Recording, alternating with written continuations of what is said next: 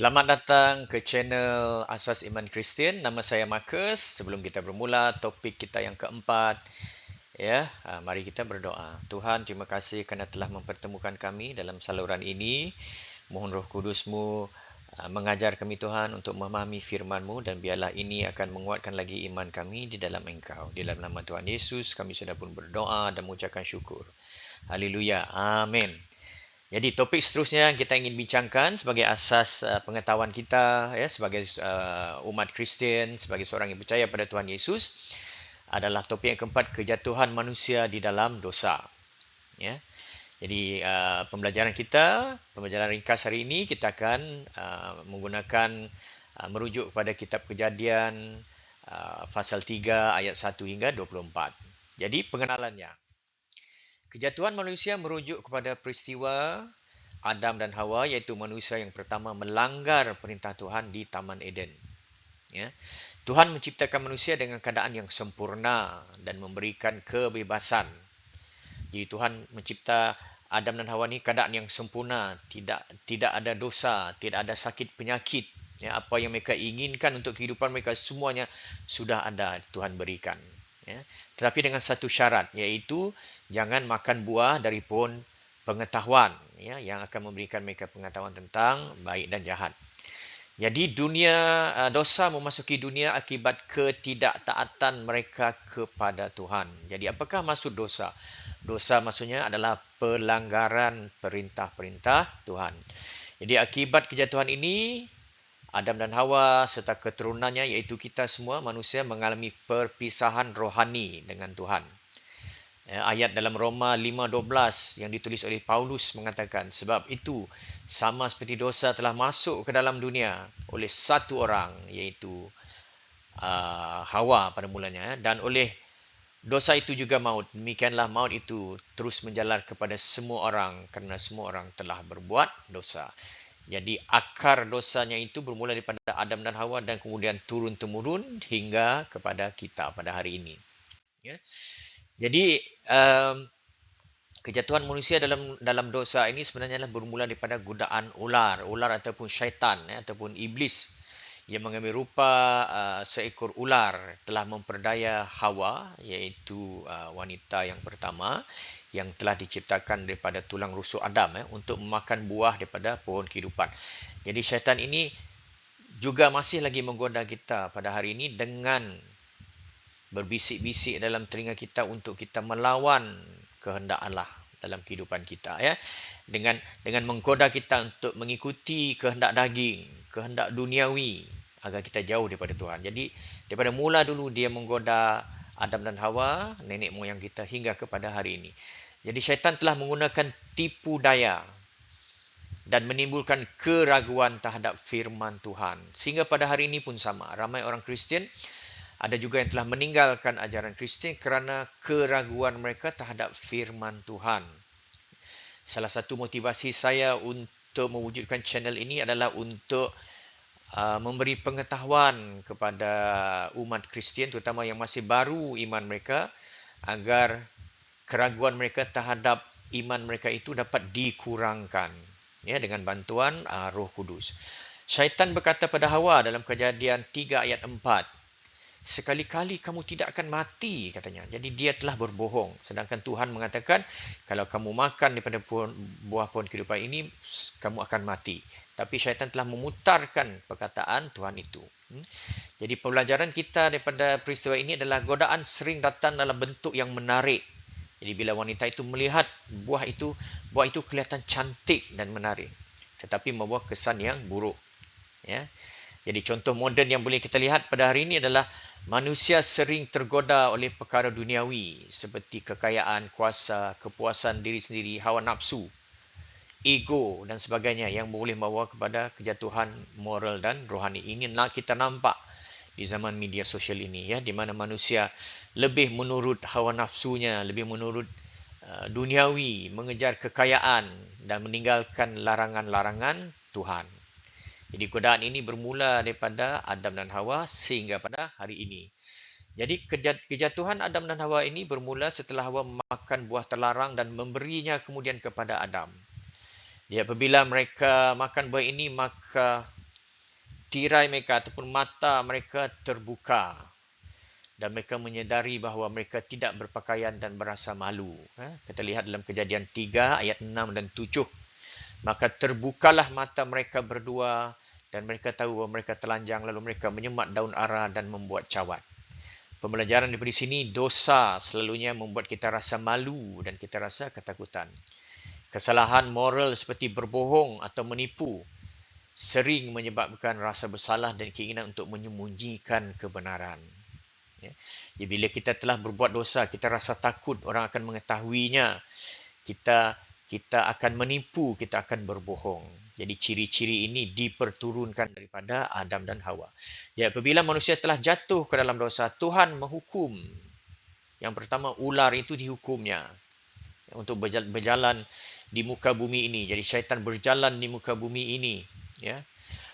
Hawa dan Adam kerana ketidaktaatan mereka.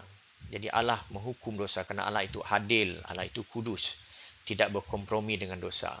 Jadi hukuman kepada ular adalah merangkak dan menjadi musuh manusia.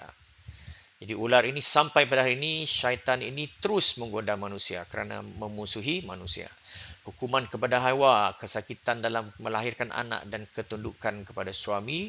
Dan hukuman kepada Adam, tanah dikutuk dan dia perlu bekerja keras untuk mendapatkan makanan dan kehidupan. Kejadian 3 ayat 16 hingga 19. Anda boleh baca sendiri selepas tamatnya video ini.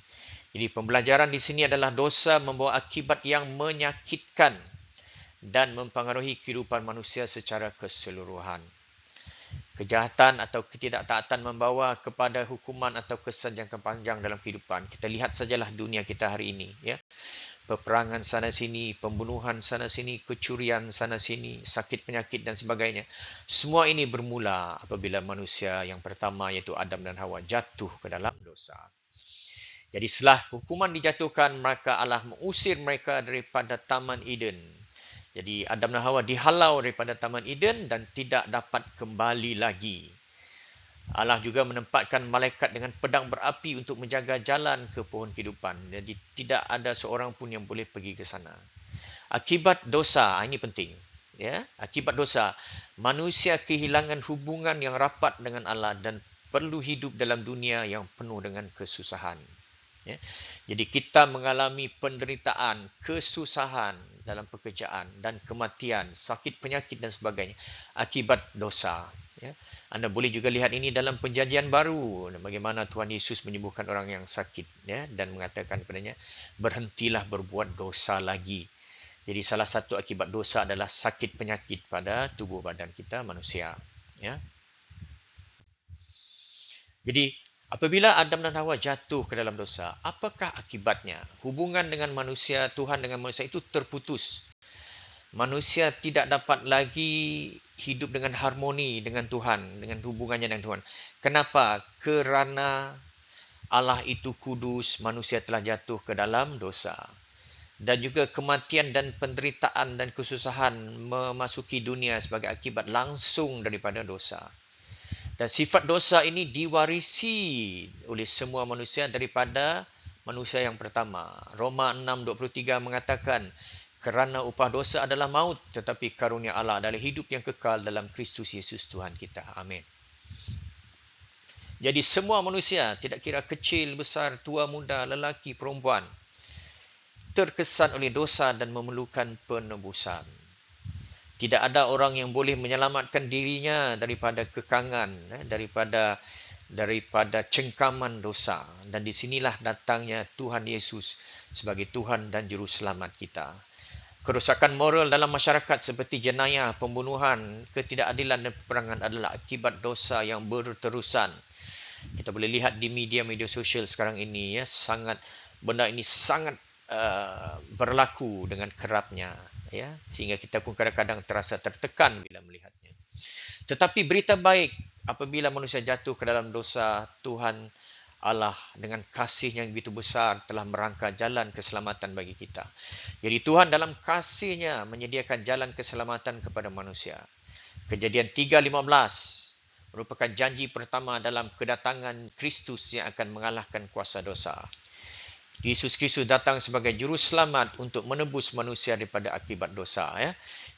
Yohanes 3:16, kerana begitu besar kasih Allah akan dunia ini sehingga ia telah mengaruniakan anak yang tunggal agar siapa yang percaya kepadanya tidak binasa melainkan boleh hidup yang kekal. Kejadian 3:15 di sini Allah mengatakan, aku akan mengadakan pemusuhan dengan wanita ini dengan engkau. Engkau di sini ular, ya.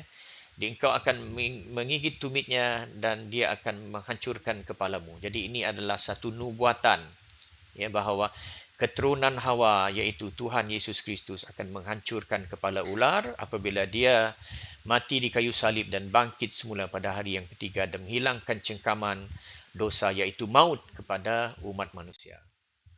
Jadi kesimpulan, ya, kejatuhan manusia membawa akibat dosa yang sangat serius kepada seluruh umat manusia. Jadi namun Tuhan dalam kasih-Nya yang begitu besar, yang tidak terukur, telah menyediakan jalan keselamatan melalui Kristus. Ingat, ya, kita manusia tidak mampu untuk menyelamatkan diri kita kerana kita berdosa. Tidak kira berapa banyak amalan baik kita, perbuatan kita dan sebagainya, sifat dosa itu masih ada dalam diri kita. Dan Tuhan begitu kudus, ya, dan dosa perlu dihukum. Analogi yang baik adalah sama ada perbuatan baik kita boleh menghapuskan dosa. Kalau kita ada satu minuman, contoh minuman Coca-Cola, kita titiskan satu titis air kotor, air parit di sana. Jadi adakah Coca-Cola ini boleh diminum? Adakah Coca-Cola ini bersih? Tidak. Tak kira berapa banyak Coca-Cola yang kita campurkan semula ke dalam itu, air yang kotor itu masih lagi ada di sana. Jadi dosa itu sama seperti air yang kotor ini. Tidak kira berapa banyak amalan kita, tidak mungkin bagi kita untuk menghilangkan dosa itu. Dan di sinilah peranan Tuhan Yesus sebagai Tuhan dan Juru Selamat yang datang ke dunia ini, mati di kayu salib, semua dosa kita dipikulnya di kayu salib. Ya. Dan siapa yang percaya kepada Tuhan Yesus dan percaya kepada kebangkitannya akan mendapat anugerah keselamatan yang kekal sebab semua dosanya sudah diampuni oleh Tuhan di kayu salib. Ya.